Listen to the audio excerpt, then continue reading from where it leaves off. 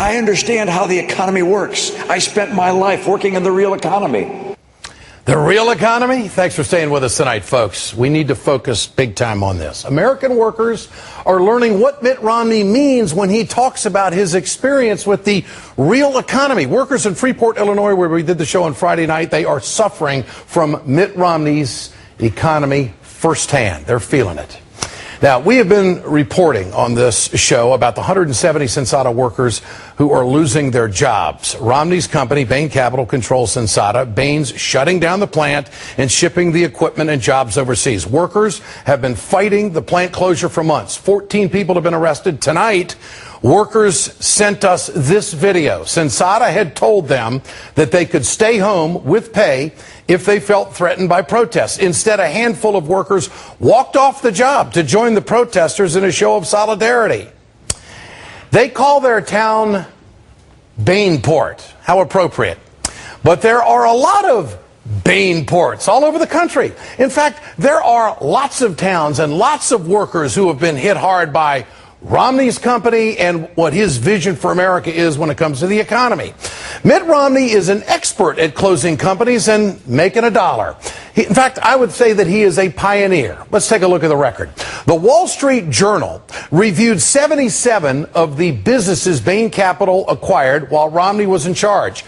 22% of them either went bankrupt, reorganized, or shut down. But while those companies were dying, Bain investors, they were living it up. They were making a dollar. In fact, Bain made 50 to 80% of its holdings in profits each year. Romney profited while what? American workers took it in the shorts and lost their jobs. And now, it's not illegal. It's just what happened. This is his economy. Tonight on this program, we want to show you some of the other free ports around the country. Let's start with American Padded Paper, or AMPAD. Romney was in charge when Bain acquired this company in 1992. By 1999, AMPAD, they were bankrupt. 385 employees were laid off. Bain liquidated its interests and made, only $102 million. The former managing director of Bain Capital says Romney was directly responsible for AMPAD's layoffs. But he knew where the money was, didn't he? Mitt Romney did the same thing to this company called GST Steel. Romney was in charge when Bain acquired a majority share in 1993. Bain emerged. He went ahead and put it together with another steel maker in South Carolina. And by 2001, GST Steel was bankrupt. And another 750 Americans were out of a job. Bain made at least, $12 million on the acquisition and collected $900,000 a year in what they call consulting fees. That's when some guy calls you up and says, what do you think we ought to do? Well, fire the workers, send the jobs to China, and take the freaking money. Are we starting to see a pattern here? Bain acquired DDI while Romney was in charge in 1997. The company made electronic circuit boards. They just filed for bankruptcy in 2003. Some of the employees were offered transfers, but at least 2,100 out the door, gone. Now, to be fair, Romney was not on the board of directors when DDI went under, but his company made about $36 million on that deal.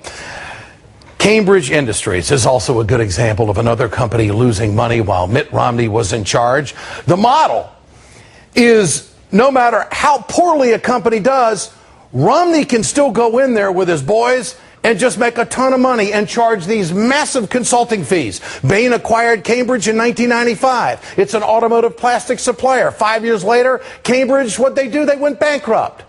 There's no record of how many jobs were actually lost on this deal, but union leaders say it was at least 1,000. And in the end, Bain made just a slim $10 million on this deal in fees. In 1994, Bain invested in a company which makes medical devices in Miami. Mitt Romney shut the company down 3 years later. At least 1,000 workers lost their jobs. We're not sure just how much money Mitt Romney made on that deal, but we do know that Bain charged its usual multi-million-dollar consulting fees. The list goes on and on and on. And so when I hear Mitt Romney say that he understands this economy, the only thing he understands is kicking workers to the side of the road and turning them into roadkill and taking the money and going out the back door and, oh, by the way, having the money planted overseas. Ask yourself the question, is this the economy you want in America?